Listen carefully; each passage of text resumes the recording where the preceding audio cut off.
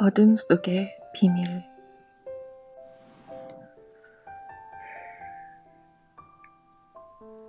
온갖 다양한 회중들을 상대로 다양한 강단에서 전했던 설교를 돌이켜보면 저는 지금부터 40년쯤 전에 제가 상대해야 했던 첫 번째 회중을 늘 기억하고 있습니다.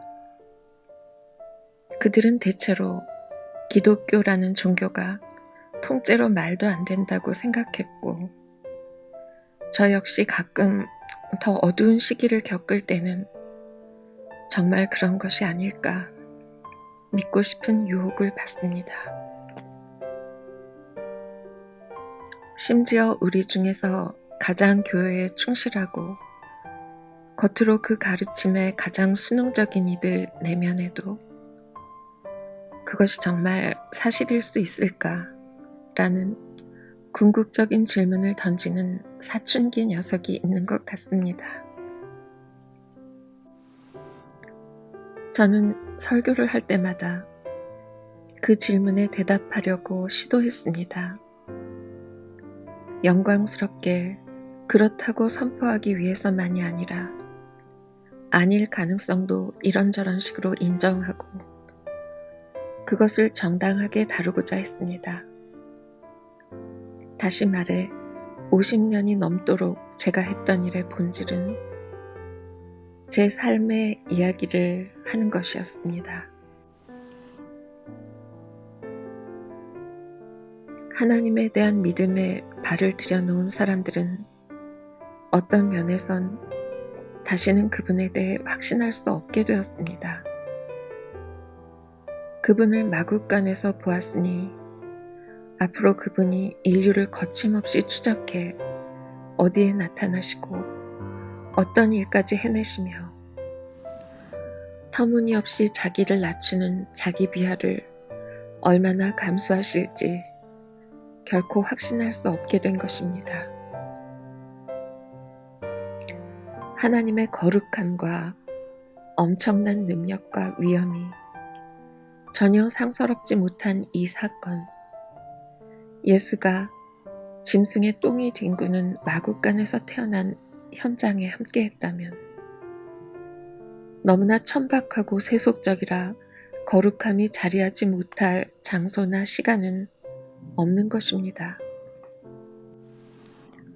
이것은 우리가 결코 안전하지 않다는 뜻이고 하나님을 피해 숨을 곳은 없다는 뜻이며 인간의 마음을 둘로 쪼개고 재창조하시는 그분의 능력이 미치지 못할 곳 역시 없다는 뜻입니다.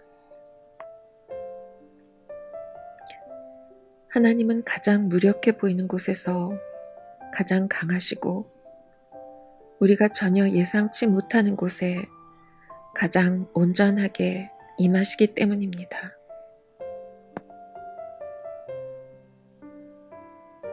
하나님을 사랑하라. 우리는 이 말씀을 너무 자주 들어서 더 이상 듣지 못합니다. 이 말씀은 너무 커서 들리지 않고 너무 커서 받아들이기 힘듭니다. 우리는 이 말씀을 외워버렸기 때문에 도무지 알 수 없는 신비에서 흘러나와 마음에 전해지는 말로 더 이상 받지 못합니다. 이 말씀을 너무 당연하게 여기는 나머지 이 말씀이 우리를 어디로 데려가려는 것인지 묻지 않습니다.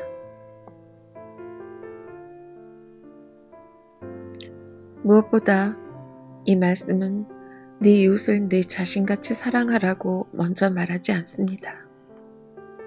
그것은 두 번째 계명입니다.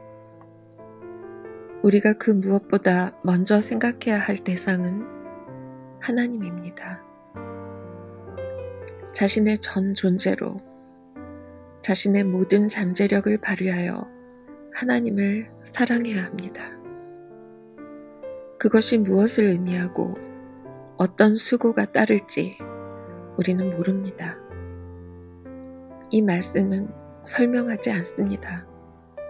선포하고 명령할 뿐입니다. 그러나 하나님을 사랑하는 것은 우리가 혼자 힘만으로 애써서 나아가야 할 목표가 아닙니다. 우리가 하나님께 버림받았다고 믿고 있을 때조차도 하나님이 친히 우리를 하나님을 사랑하는 자리로 나아가게 하신다는 것이 복음의 핵심이기 때문입니다. 제가 볼 때 최후의 비밀은 이것입니다. 주 너의 하나님을 사랑하라는 말씀이 결국에는 명령이라기보다 약속이 된다는 것입니다.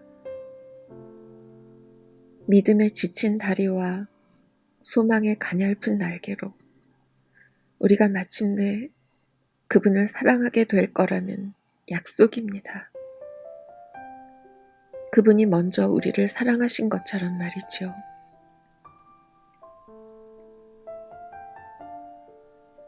이 은혜는 하나님의 내어주심입니다.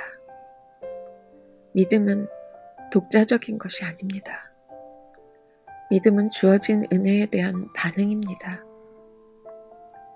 믿음은 아주 희미하게나마 뭔가를 본 적이 있습니다. 믿음의 사람들이 이 땅에서 외국인과 나그네로 자처하는 이유는 살아오면서 어디서 어떻게든 본향을 엿볼 기회가 있었기 때문입니다. 물론 우리가 보는 것 또한 은혜로 보는 것이죠. 믿음을 갖는다는 것은 우리가 보는 것에 반응하여 남은 평생 그것을 갈망하며 사는 것입니다. 온갖 멋진 일들과 끔찍한 일들을 겪으며 그것에 부응해서 살아가고 그것을 향해 살아가려고 노력하는 것입니다. 그것을 공기처럼 들이쉬고 그것으로 강해지는 것입니다.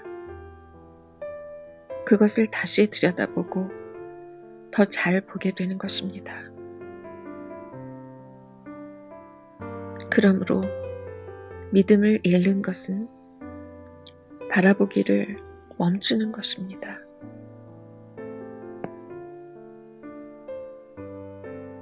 어둠 속의 비밀 중에서 프레드릭 뷔크너 지음 포이에마